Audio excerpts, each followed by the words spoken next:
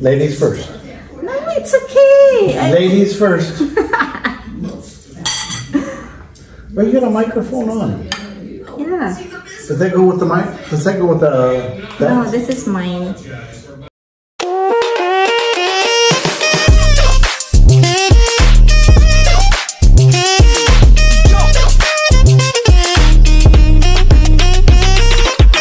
Hey everyone! Welcome back to my YouTube channel. And for today's video, alam nyo naman, nandito na naman ako sa aking favorite spot dito sa kitchen. Ayan. Sa buong bahay, guys, ang pinaka-paborito ko kasi talagang part is kitchen. Since na mahilig talaga ako magluto, so ito talaga yung pinaka mas nag-i-stay ako ng matagal. Tapos ang second one is yung TV ko. Medyo hindi ko kasi masyadong yung... For me kasi yung bedroom is talagang tulugan lang. So, most of the time, nandito ako sa kitchen. Siyempre, mahilig ako mag-experiment ng mga luto. So, kung ano-anong luto. Ayan guys, ipapakita ko sa inyo kung ano yung iniluluto ko ngayon. So, hindi siya typically Filipino food, pero wala na kasi akong ibang maisip kasi yung ibang mga paborito ni Andy na Filipino food is naluto ko na for the rest of my stay here. So, since the 3 weeks na ako dito, sa 3 weeks na yung puro Filipino food yung inuulam namin. So, right now is mag-experiment ako na lulutuin ko. So, before I start, sa mga bago pa lang dito sa channel ko, huwag niyo pong kalimutan mag-subscribe at i-click niyo na din po yung notification bell para naman updated kayo sa mga bagong videos na i-upload ko. So, ayan. Today, magluluto ako ng ground beef. Ayan. So, nilinisan ko na siya, drinain ko na rin siya. Actually, parang Chinese style yung gagawin kong luto ngayon sa ground beef. Pero nilagyan ko lang ng mga twist. Like, mahilig kasi ako sa gulay, guys. So, lahat ng gulay, pinag-experimentohan ko talaga ng luto. Ayan, guys. So, tinanggal ko na yung mainit na tubig dito sa aking bok choy at saka ito pala yung bok choy. Bok choy at saka chicharo. So, lalagyan ko ng gulay. Actually, guys, kada nagluluto ako ng meat dito, laging may gulay talaga. Kasi, for me, wala lang, mahilig ako sa gulay. Kahit hindi ako kumain ng meat, basta may gulay, okay ako dyan. Walang problema. So, after na matanggal yung mainit na water, actually, hindi ko na to sinalang sa guys, sa apoy. Talagang binabad ko lang siya sa pinakulong water. Tapos, lalagyan nyo siya ng tubig na may yellow or malamig na water. Bababad natin sa malamig na water kasi nga, para hindi siya ma-overcook. Tapos, meron akong prinito na talong dito, guys. Mag-i-start na ako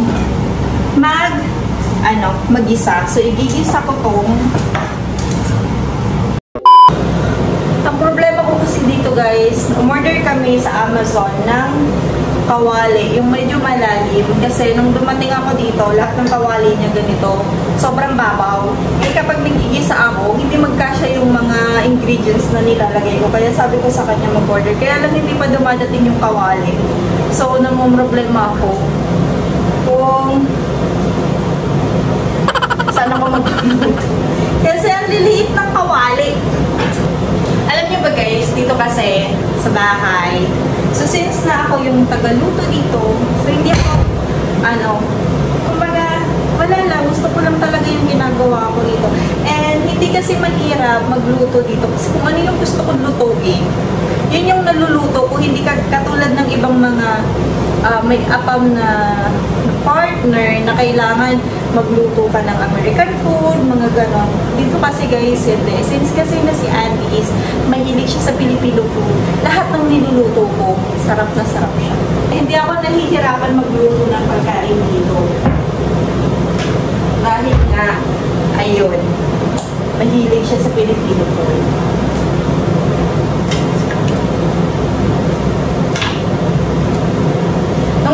Nagluto ako ng ng apritada.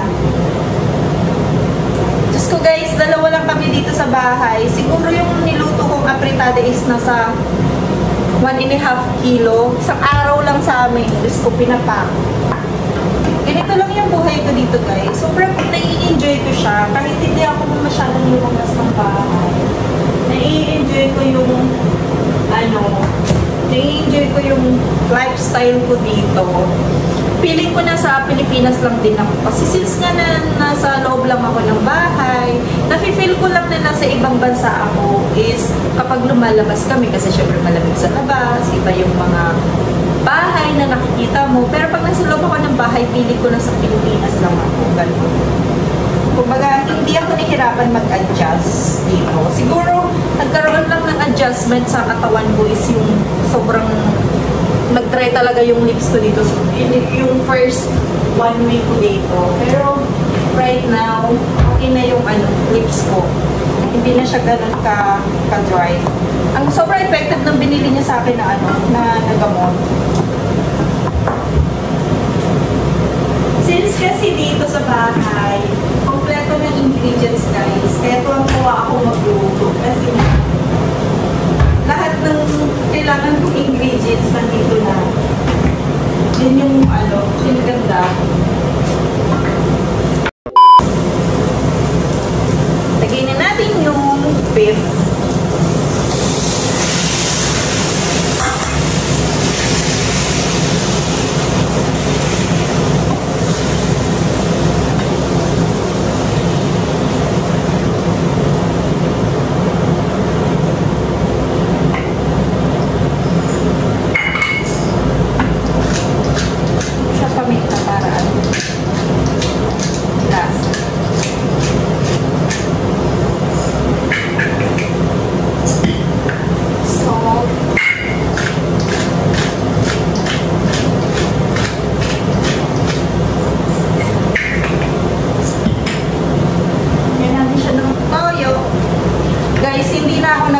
Measurement itong toyo. Basta, pasok na sa panlasa ko. Ganun. Yun na yun. Wala nang sukat-sukat. Patis.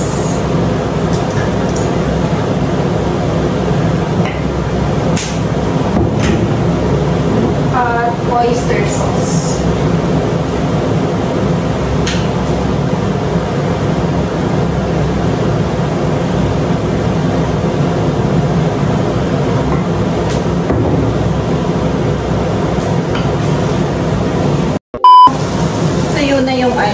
Yung ground beef, wala na siyang sabaw. Ayan. Lalagyan ko siya ng mushroom. Favorite kasi namin yung mushroom.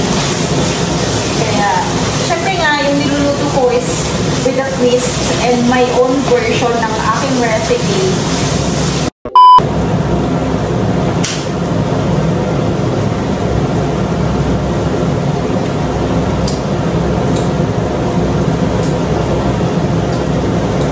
Gumagamit ako ng sugar pang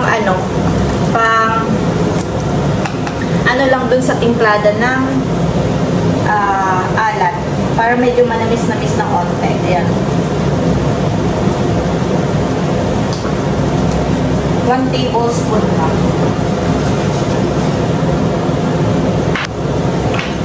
Tapos, maglalagay ako ng cornstarch kasi gusto ko medyo malapot-lapot yung sabaw niya.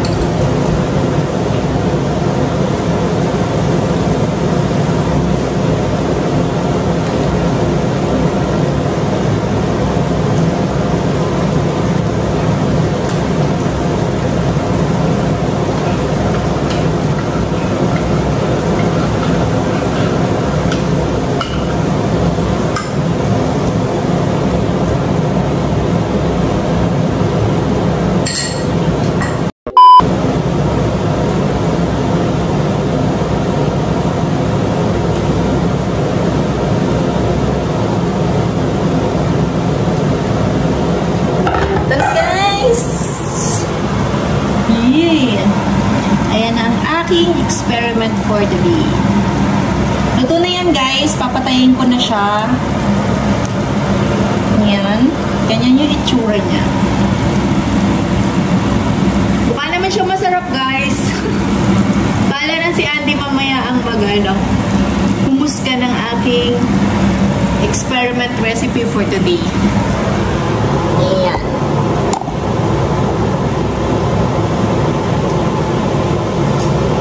Ito ko siya sa side ilalagay. Habang inaantay ko si Apam umuwi, mag-e-edit muna ako ng video sa taas. Yan.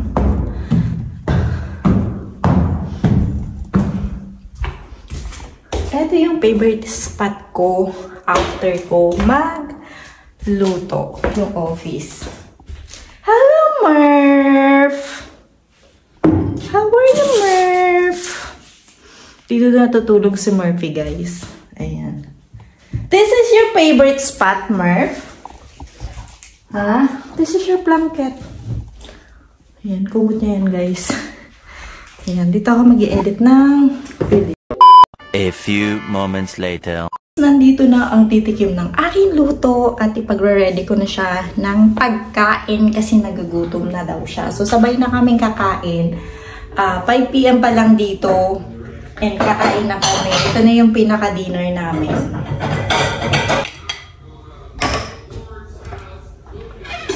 Unti lang ibibigay kong rice sa kanya kasi nga, diet siya.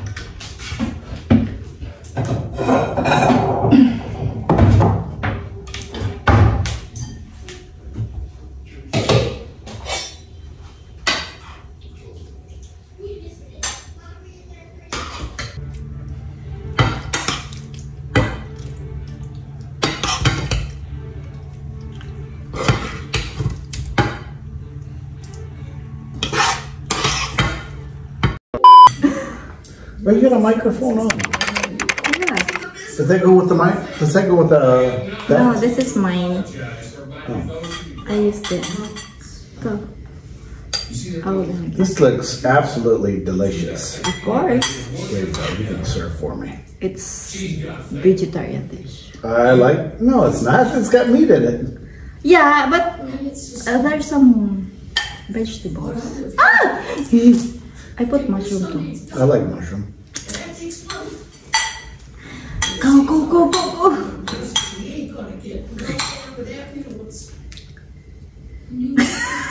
I want to hear your opinion about my cooking skills.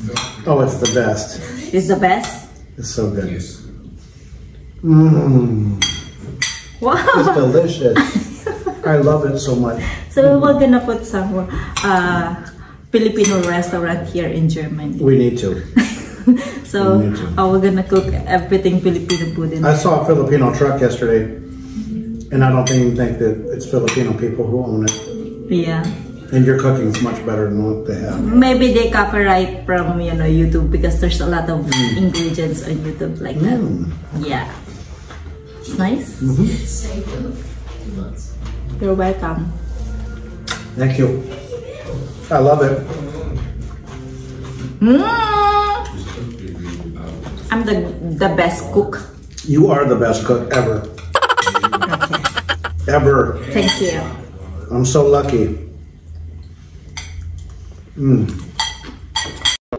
I love it. The vegetables. So nice. Maybe tomorrow I will gonna cook pancit because we still have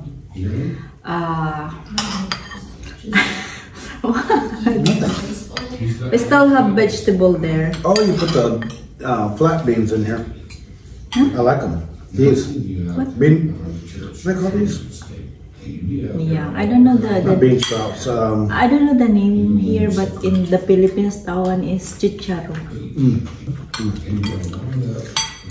So good. So nice. It's very nice. This is, you know how you called it? A day in a life. A day in the life of an American. A day in a life in Germany, living inside the house with Murphy.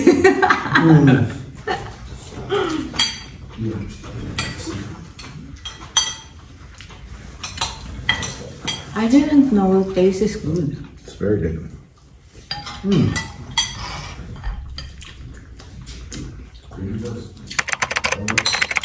I like it very much. So delicious. And it's good with rice. Yeah.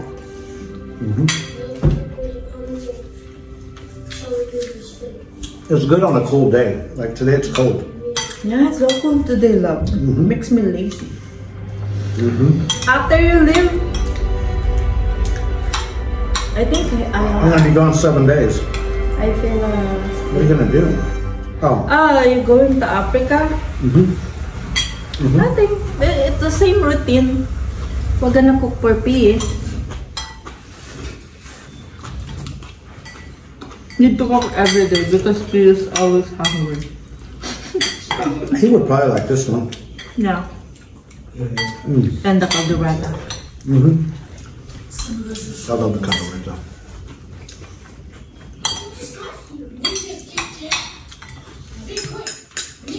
I like it too. It's a little bit oil because you know the meat of beef. Yeah, but I didn't use oil then. It's only olive oil.